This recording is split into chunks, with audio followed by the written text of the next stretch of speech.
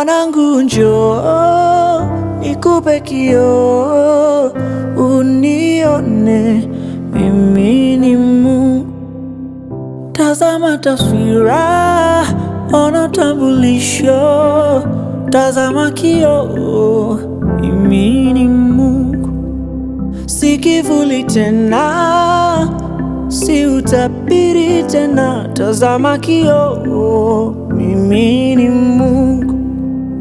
Mimi ni uo ufunuo, nimefunuliwa, mimi ni Mungu. Tazama unione mimi, jione na wewe. Kristo Yesu ndiye kioo. Tazama uzima, uzima, uzima. Yesu ndiye utajiri, utajiri, utajiri. Tazama unione mimi, jione na wewe. Kristo Yesu ndiye kioo. Tazama uzima, uzima, uzima. Yesu ndiye tajiri, tajiri, tajiri. Tazama unione mimi, ujione na wewe. Kristo Yesu ndiye kioo. Tazama uzima, uzima, uzima. Yesu ndiye utajiri, utajiri, utajiri. Tazama unione mimi, ujione na wewe. Kristo Yesu ndiye kioo. Tazama uzima, uzima, uzima. Kweli Yesu ndiye utajiri, utajiri, utajiri. Mwanangu sikia neno la uzima, nina ushirika nawe, mimi ni Mungu. Tazama msamaha, tazama upendo, mtazame Kristo.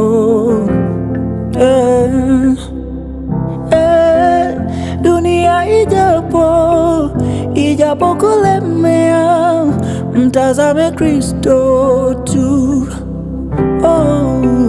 Na pale ujapo kosea, mtazame yeye tu.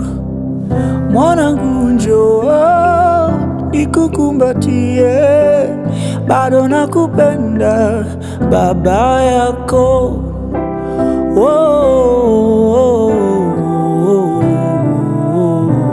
Bado nakupenda baba yako.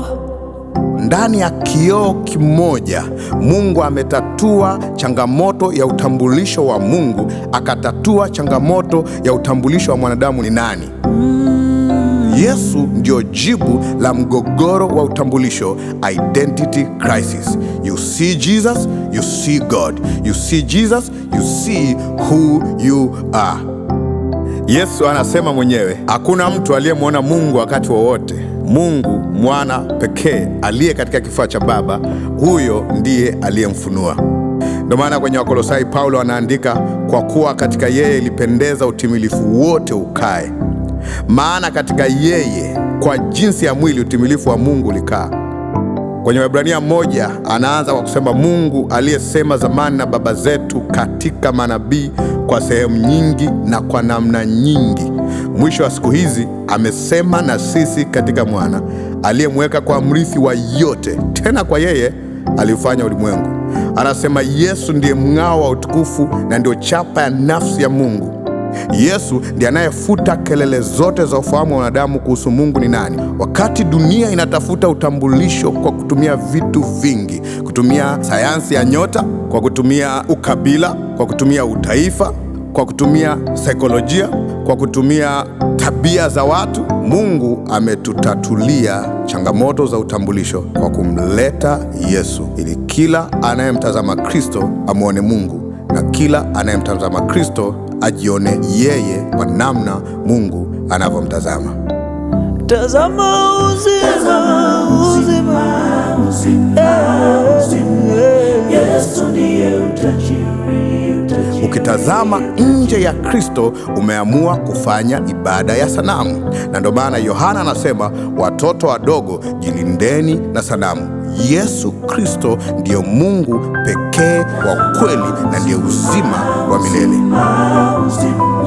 Yesu ndiye utajiri. Ufunuo wowote usiomfunua Yesu Kristo, huo ni ufuniko.